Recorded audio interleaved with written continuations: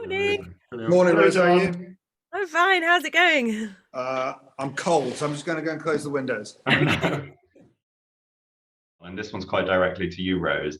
Can you tell us about what you've been doing since you joined us at Radley? So you joined in September 2021 at the start of this Actually, academic year? April last year, Oh so gosh, oh, you've been here even longer. Sorry. about a Brilliant. year. Yeah. Brilliant. Awesome. And Well, your first year, what my has it been first, like and what have you been doing? well, how long have you got? It's been really yeah, it's been great. We've been really busy. I think one of the most wonderful things about working at Radley is that if you have an idea, you can say, "Shall we do this?" And then someone will say, "Yeah," and then it happens, and then suddenly you think, "Oh no, why did I suggest that? Now I've got so many things to do." But it's brilliant.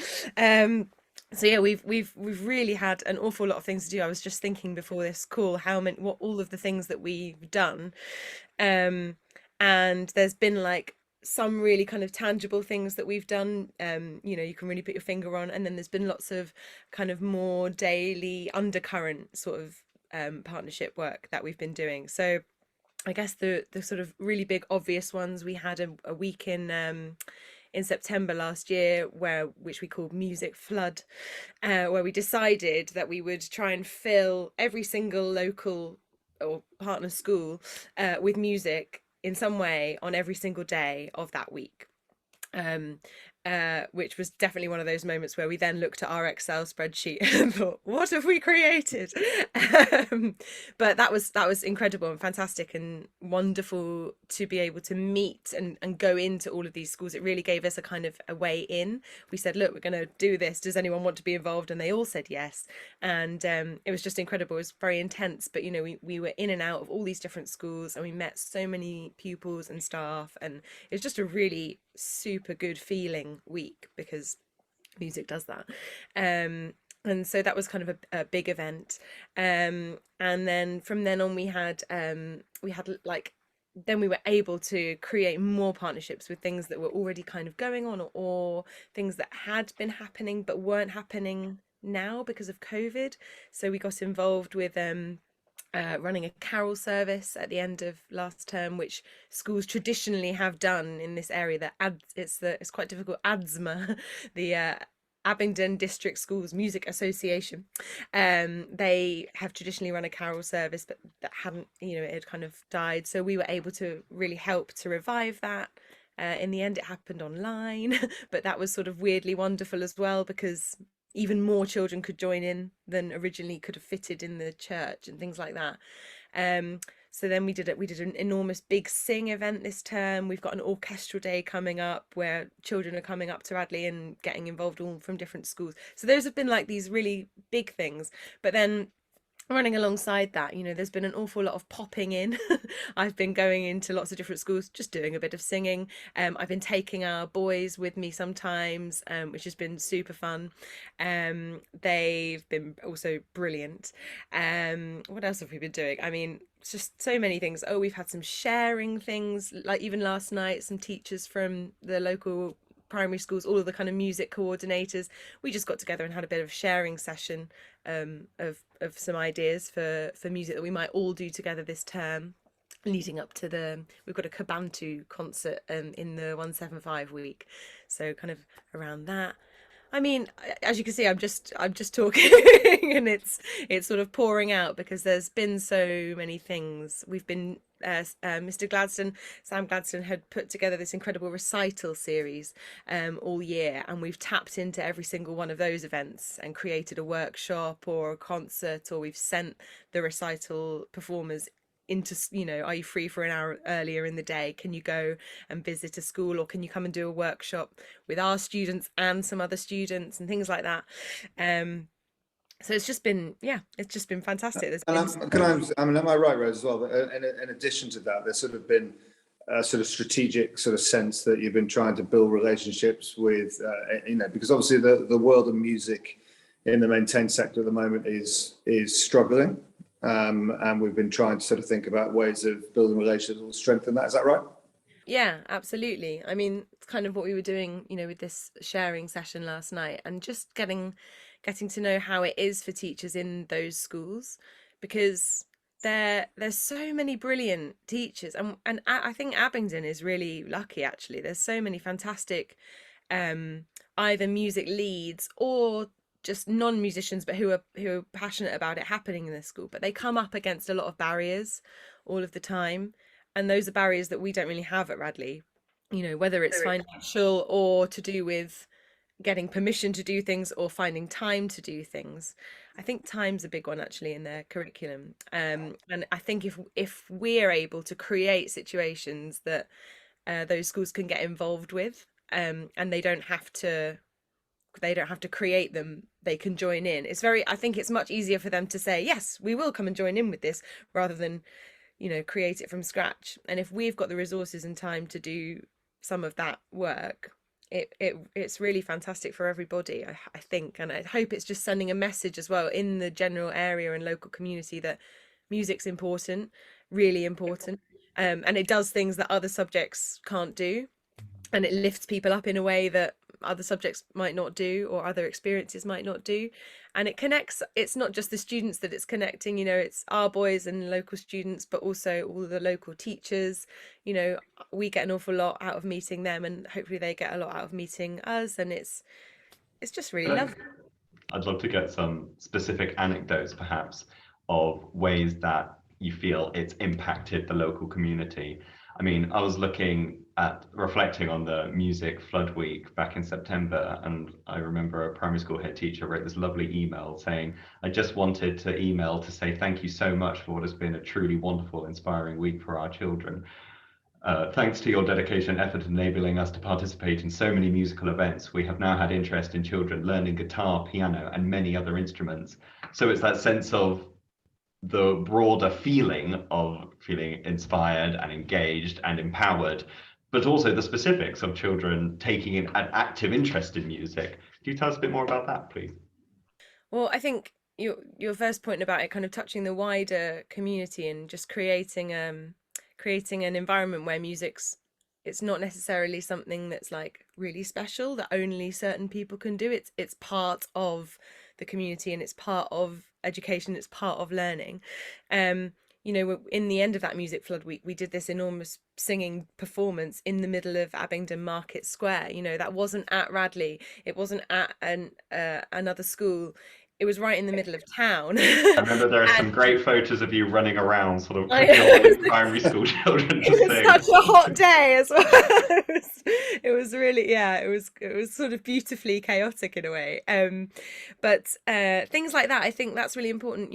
I also conduct a local community choir in Oxford, but some of the members of that choir were in Abingdon that day, and they were, oh, this is fantastic, oh, it's so brilliant for the children to be singing, and that there's a kind of connection through the community then when it's out and about. And I think that's wonderful. And then I think that email that we had, just saying that now the children are enthusiastic about learning instruments.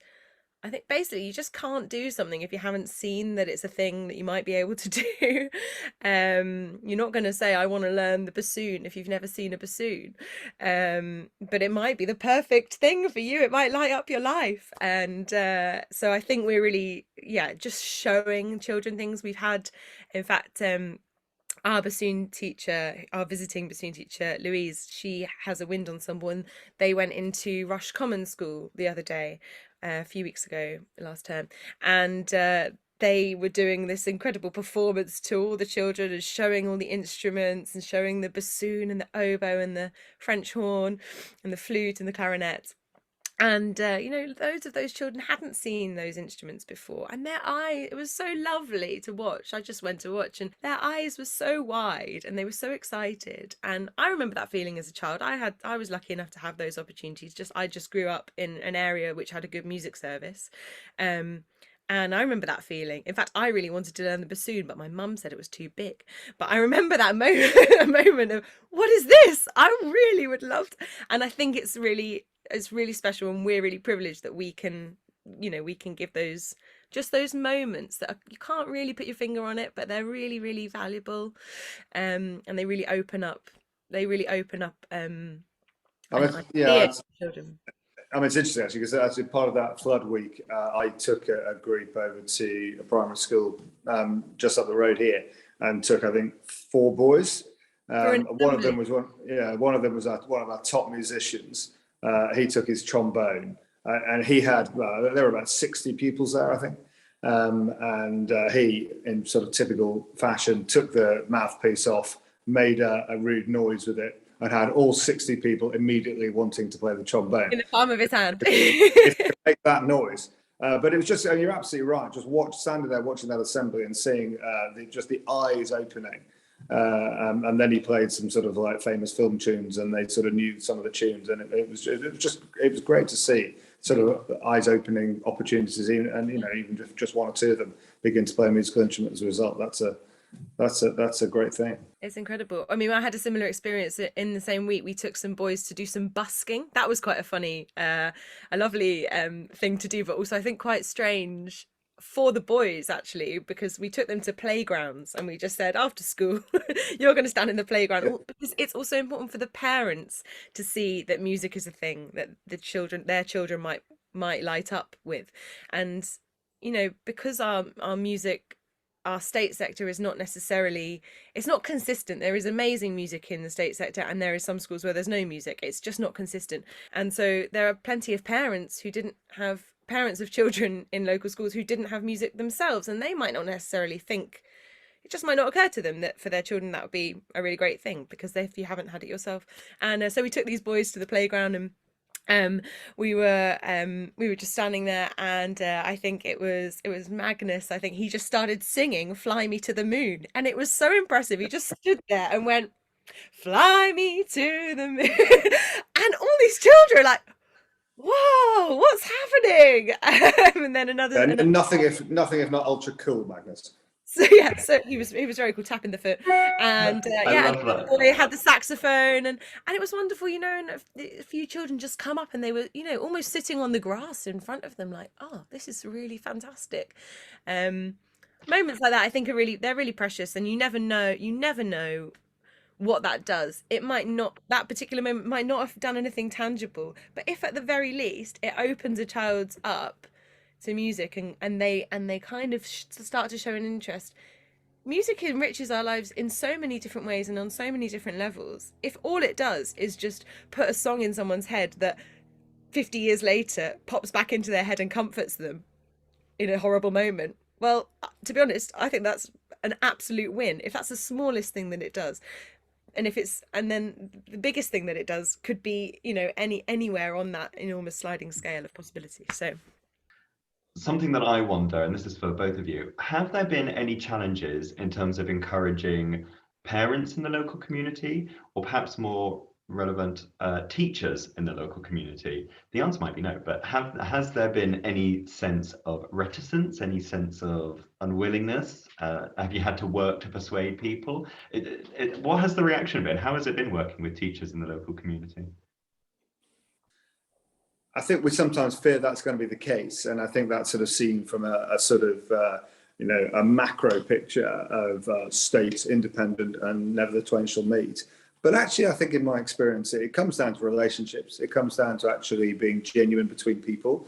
It comes down to shared interests and shared goals, and it comes down to breaking down barriers. And I think actually, not wishing to sort of overpraise Rose in her presence, and it's exactly the sort of personality that Rose has that will immediately break down those barriers, get into a school, and actually they will see that all that she wants to do, and therefore on behalf of Radley wants to do, is just get music more in people's minds. And she's absolutely right. We've got resource, we've got time. I think if we go about that in the right way, the barriers quickly get broken down. And there'll be one or two that are skeptical about what the possibilities are, skeptical about the time commitment, skeptical about what happens next. And those have all got to be thought about. But I think if the relationships are good, there's always a shared goal, which is to make the lives of young people better. And obviously music is a fantastic way of doing that. I completely agree. I think when I explain what my job is, people say, "What do you do?" And I've got, I have this job at Radley. I have zillions of other jobs. my plates are spinning. But when I explain my job at Radley, I do sometimes get that whole kind of thing. Oh, it's a private school. Oh, people, oh, they have to tick a charitable box or something, and then I have to really say like, well. No, that's not. That's a very reductive way of looking at it. Because sure, like there's lots of ways to tick a box, and I think if we were just ticking a box, I don't think we'd be putting this much effort in. So I think people can see that. I think maybe there has been that sometimes initial reaction, but yeah, as soon as we actually have a proper conversation. I mean, I spent a lot of my first term working at Radley just going for coffee with lots of music teachers and lots of music coordinators in the area, you know, just saying, hello, are you free, can we just have a cup of tea and a chat? You know, what do you need, what are the things that are hard in your job, and what could we maybe do that would be positive for you? So that happens. I mean, I think we've occasionally had some, you know, reticence about maybe coming up to Radley for things, so I'm very conscious about trying to make sure we get out and about. Obviously sometimes it's really amazing for people to come up to Radley because we've got some nice stuff. We've got a fantastic chapel where we did this big singing event, and you know, so many of the children they came in and they were like, whoa. And I think it's just really important to send that message that yeah, we do have stuff and we do have resources, and we are this particular kind of institution that has existed for some time and whatever, and all the things that go with that. But at the same time, also, like, I'm here and you're here, John, and all of our colleagues are here who have a particular mindset and things that we want to do. And I think as soon as you start having conversations, and also this is why music's the thing, you know, as soon as you start making music with people, it breaks down barriers like that. It is so amazing. You can go from an awkward situation to basically feeling like you're with a bunch of best friends within about 5 minutes. And I've had that experience in my work so many times. I walk into a room and I think, oh God, this is a bit awkward, or oh, there's only 5 of us here. I thought there was going to be more people, or how is it going to be? And you just have to push through that moment and go, okay, well, is it okay if we just sing this song? And once you've done that, suddenly everyone starts to warm up, they relax, they, you know, shoulders go down, and actually now you're just a bunch of people who are making music together. And I think everything's possible. Yeah, I've seen that, Rose. I mean, I think the other thing I'd say is that sometimes the barrier is there before the event happens, but then actually you get through that and you do it, and then people just see the impact that it can have. And you see those smiles on a face, or you see the interest, or you see what a group of boys and girls can achieve over a period of time together. Exactly. And it's nothing annoys me more than this sort of tick box sort of automatic response, which is, you're only doing that because, and I understand it entirely, because there's an element where there is pressure on the independent sector to do these things, but the idea that that's the reason why we're doing it is just really, sometimes that's really frustrating. Yeah. I just have to tell this anecdote because we're on Zoom and it's sort of relevant. During the lockdown in our office, we did a archives presentation, so showing the history of the college from the 1940s. And we invited old Radleyans who came up to Radley in the 1940s to come and have a look on Zoom. Obviously, if they came up in the 1940s, they're of a certain age. They haven't seen each other, in some of them, since they left back in the 40s.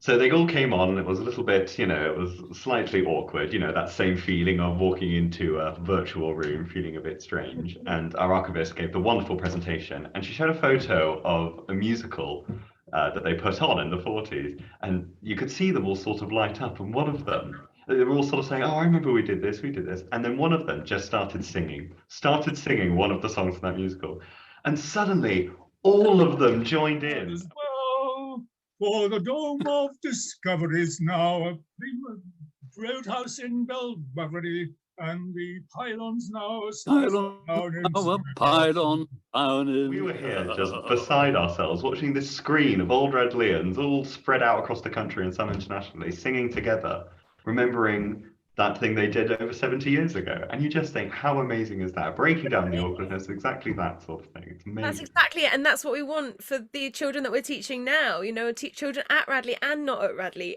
You know, I'm the same. I feel like there are songs in my head that will never ever leave my brain, and I think, you know, music holds that special place in our brain that gives us so much. I mean, can I just tell an anecdote from kind Please. of the flip side point of view, not so much from people coming and engaging with Radley, but from taking some boys from Radley out into the community.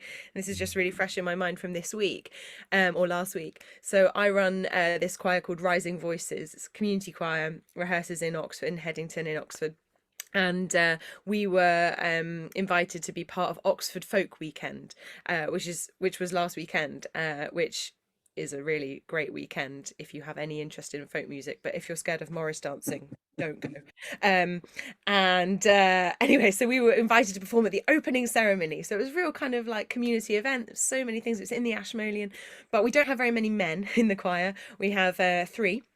And they are not youthful. Well, no, they are youthful, but they are not young. And we have one of them is 95.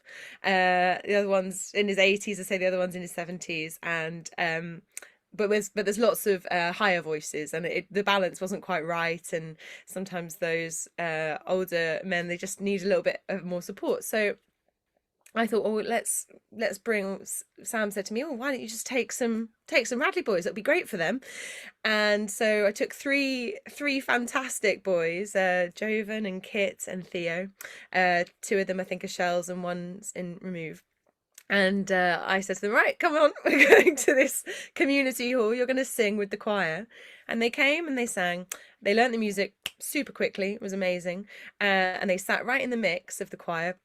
And on that Thursday evening rehearsal, I think the boys were quite apprehensive, and like, fair enough. It's quite a strange transplantation. It's like, come out of your nice cozy school which you love and feel safe in, and I'm just going to take you to this quite, you know, ropey looking community hall, and we're going to sing with some people that you've never met. But the same thing, you know, they walked in and they were a little bit awkward, although they were super lovely and polite. And they, oh, can we help put the chairs out and all of this? You know, they were brilliant, brilliant. Such a credit to you. And anyway, you know, 5-10 minutes later, they're laughing and joking. Turns out Kit's from Wales. Ted, who's one of our tenors, he's from Wales too. They're bonding over that. You know, it was absolutely lovely. And then the 2 days later, they came and performed in the folk festival. And there they are, they're now standing, those boys are now part of something in our broader community. And you know, there's a twinkle in their eye, they're looking up at me, I'm conducting, they're looking up at me. That it was a fantastic moment. And my choir can't get over the fact that those boys would bother to come and sing with them. Every time I see them now, they're like, oh, weren't we lucky? That was so wonderful. Oh, those boys were brilliant, and they were so friendly and they were so polite.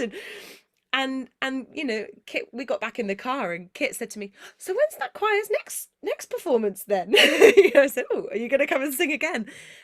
Just a lovely thing for everybody involved. It's such an important point, and I think that's the other thing that I would say in answer to the point about the tick box, because actually we're not just doing this in order to bring benefit to others and to open the opportunities for others that we can do. It's actually good for our boys. And actually the story I told earlier about the very talented musician with a mouthpiece, he was always going to wow an audience of 60 because he's a talented performer. There was another boy on the same trip, Colin, who perhaps, you know, to be in front, he's a very good musician, but to be in front of a group with his clarinet, that's a bit outside his comfort zone. And the experience that he had having to stand up in front of 60 young children, talk about his clarinet, then play a piece, for him, that taught him a lot of skills that he wouldn't otherwise have gained. So, I mean, it's one of those rare things in life, isn't it? It's a win-win.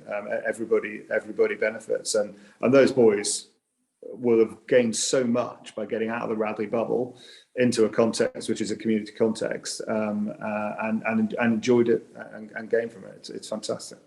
I really hope they did. What would you say to a cynic who would say that doing such wonderful things, amazing work out in the local community is detracting from the boys' experience and frankly, academics at Radley, aren't they already too busy?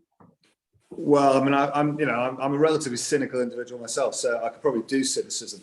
But I'd say, I mean, I don't think it takes much thought to get beyond that. I think it's a very narrow-minded approach. I actually often say to parents, look, if you're sending your son to Radley and expending a significant amount of money just to get grades on a piece of paper, that's not what it's about. It's about building character and personality and developing that over a five-year period. And one of the challenges for us is that we are in 750 acres of beautiful rural countryside, and we could easily forget the world exists outside. And so, actually, this sort of thing is enriching education. It's actually what education is really about. So, a boy who has that experience has to perhaps get outside their comfort zone, do something slightly different, do something that's slightly challenging, meet different people from different backgrounds, have to learn to engage. I mean, actually, I think it's about as important a part of their education as possible to be. Of course, there are challenges to that. They are busy. They do have academic pressures at certain times, and we've got to get that balance right. But it's a lovely position to be in when I've got so many people sort of competing for time for boys to do really worthwhile things in and of themselves, things that are really worthwhile for them as individual boys as part of their education. Yeah, it's a challenge at a time, but it's exactly the challenge a boarding school should have. And this matters. Is this new for Radley? Haven't we always done this?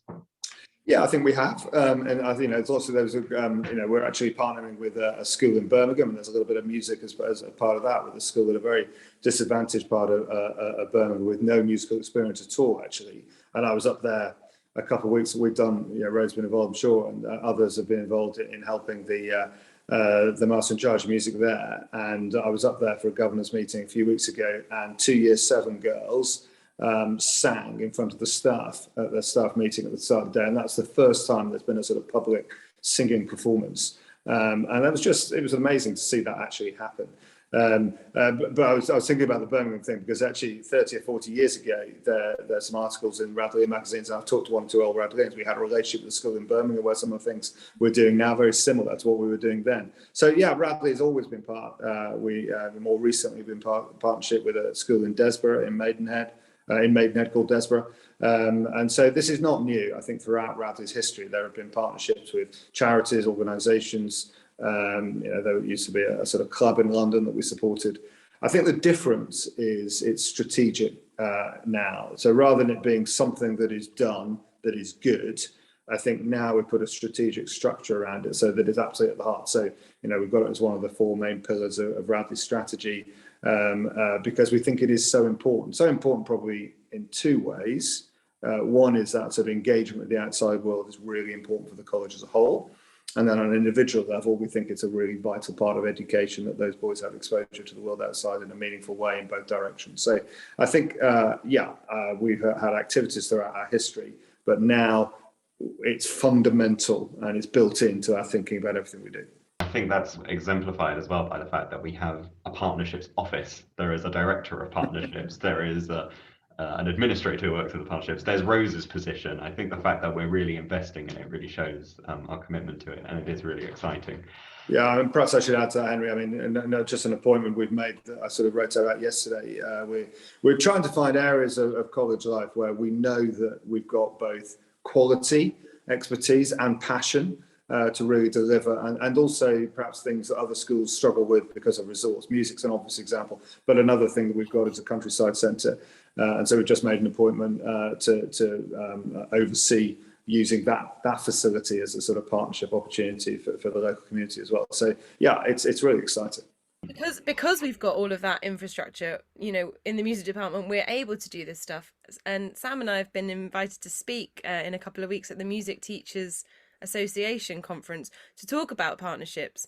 We're going to be talking with people from the Oxford Music Service and someone from the National Youth Choir about working like that, because I think there's other schools that would like to do it but haven't quite maybe got the support from the wider school. Like, there are music departments who would like to be able to do stuff like that but who don't have the backup, and I think we're really lucky at Radley that you've made it such an important part of... Well, I remember you saying, Rose, when you sort of said that this was like amazing, that you didn't think that this job could sort of exist, and when you read, it was sort of quite a quirky job description in a way. And we've just had exactly the same experience with the Countryside Centre. We had no idea who would be interested in that, and just got a candidate that just, this is, I can't believe this job's has been written. I mean, it's just exactly what I want to do. So, I mean, yeah, again, it's great when we can sort of put those two things together, an idea, but actually that idea only takes shape and reality when it has a person associated with it. And you only need to listen to you to know that you're doing a fantastic job. Thanks. What's great about all of this is that it just drives home the point that partnerships is about people, isn't it? The strategy, the making relationships, the making appointments. It's brilliant. I have one last question, which is for both of you, and it's a pretty vague one, but what does the future hold? What's happening next? Yeah, we've got lots of kind of what's the phrase, irons in the fire, of things that are planning. I mean, I think on a broad sense, it's just our sort of strategy is that we want to keep going. In a way, it's a little bit of a chipping away, it's just a being present and a being supportive and a turning up and a planning of things, and that I think really also we have a feeling that we don't ever want to pressure any schools. We don't want to make anyone feel beholden to us or anything like that. So I think it's a kind of careful dropping in of things, there's this, please be involved, we'd love you to be involved, but no pressure on people. But at the same time as that, we're going to do Music Flood again in a bigger and better and more, hopefully more schools involved kind of way. We've got relationships now with schools that we didn't have last September, and we didn't know who to write to at certain schools, and now we do. Things like that. So we'll be doing that. We've got a project with Paul McCreesh and the Gabrielli Consort. That's in the planning at Christmas time, which will be really exciting. In Coventry Cathedral.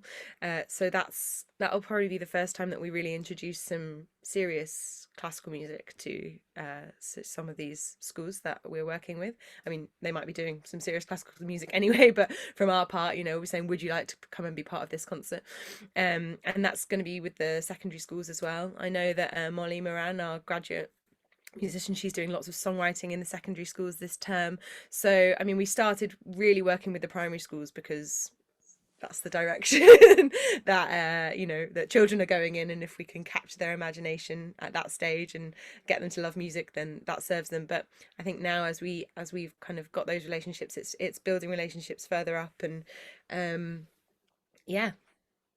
more. It's always good to hear more. I mean, I'd say a few things actually. I mean, the first thing is, I mean, looking a little bit further ahead, even than that. I think in some of the partnerships we're learning as we go along, and it's very much at the moment about sort of project management. It's an idea, it's a project, and I think for us as a college, it's saying how does that move into a sort of more sustained and long-term approach. So getting the balance right, knowing what we can do. So that's the first thing I'd say. Secondly, it is about impact. So it's actually not just about doing things, it's about trying to find ways in which we measure the impact of that over time to make sure that what we're doing is a good use of resources, a good use of money, and making sure that it's actually having a genuine impact. I think an awful lot of partnership work done by schools is done in a way that fills a nice brochure, it makes us feel good, is good in itself, but actually, did it really have any impact over time? And some of that impact, as Rhodes has said, is intangible. You can't measure it, but equally, you can try to sort of see what the measurement is. And then I think the third thing I'd say is the scope, because I think some of these things, and Rose just mentioned the event coming up at Christmas in Coventry Cathedral. I think, obviously our focus is on the local community, but I think some of these things can have a wider rippling effect, whether it be to encourage others to do the same, or whether it be us doing something on a slightly bigger, more regional scale. And Rose mentioned the conference, we've mentioned the school in Birmingham. So that I think we can be ambitious about this. I think we can both do things on a wider scale, but also impact others to do things on a wider scale. And I think Radley wants to have that sort of impact quietly under the radar over time. That means this is happening for more people.